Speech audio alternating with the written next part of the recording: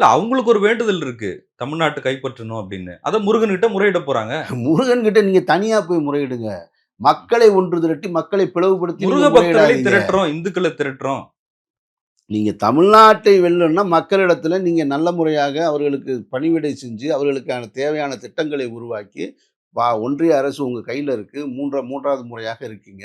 மக்களிடத்துல அப்படி போய் நீங்க வெல்லணும்னா, முருகன்ட்ட போய் முறையிடுங்க.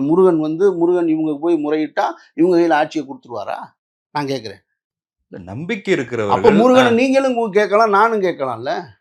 திமுகவும், அதிமுகவும் கூட கேட்பாங்கல்ல. முருகன்ட்ட முறையிட்டு எங்க கையில ஆட்சிய குடுங்கன்னா, முருகன் யாருக்கு குடுப்பாரு? இல்ல இந்து சமய அறநிலையத்துறை சார்பா முத்தமிழ் முருகன் மாநாடு நடத்துனாங்கல்ல. அது அது சரியானது. அது அறநிலைத்துறை தான் நடத்துது. அந்த முதலமைச்சர் தொடங்கி வச்சாரு. அதத்தான் நான் சொல்றேன் நானு. அப்ப அதுவும் அரசியல் தானே? அத எப்படி அரசியலா இருக்க முடியும்? அது மத நம்பிக்கை கொண்டவர்களுக்காக நடத்தப்படுகிறது. நீங்க 2யும் போட்டு குழப்பிக்க கூடாது. அறநில அறநிலையத்துறை ஒன்றை நடத்துது. அது அதுக்காகவே உருவாக்கப்பட்டிருக்கக்கூடிய துறை. ஆன்மீக மக்களுக்காக, ஆன்மீகம் சார்ந்த அந்த கோயில்களை நிர்வகிப்பதற்காக உருவாக்கப்பட்ட துறை. அவங்க நடத்துறதுல அது சரியானதா இருக்கு. அத எல்லா மக்களும் வந்து கலந்துக்கங்கன்னு கூப்பிட்டாங்களா? இந்துக்களே ஒன்று திரண்டுங்கள்னு சொன்னாங்களா?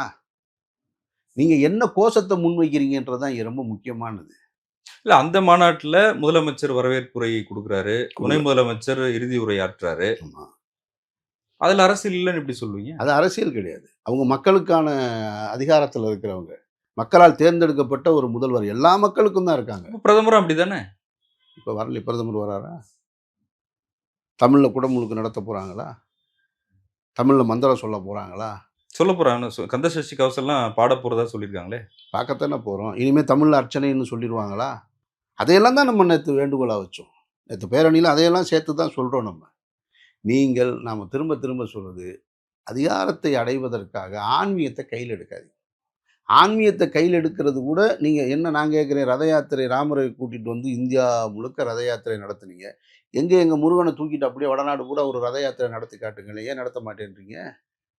அப்படின்னா நீங்க மாநிலத்துக்கு மாநிலம் ஒரு கடவுளை கையில எடுத்துக்கிறீங்க. கேரளாவுக்கு போனா ஐயப்பன், ஒடிசாவுக்கு போனா பூரி ஜெகநாத், அந்த பக்கம் போனா ராமரு. இப்படி மாநிலத்துக்கு மாநிலம் ஒரு கடவுளை முன்னிலைப்படுத்தி அங்க இருக்கிற மக்கள்ட்ட பிளவை ஏற்படுத்துறீங்கன்றதெல்லாம் கடந்த கால வரலாறு.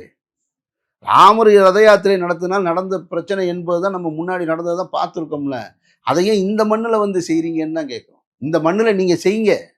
உங்களுக்கு செய்வதற்கு எப்படி சட்டம் அனுமதிக்குதோ, அதை தடுப்பதற்கும், அது குறித்த விழிப்புணர்வை ஏற்படுத்துவதற்கும் எங்களுக்கு கடமை இருக்குல்ல, பொறுப்பு இருக்குல்ல.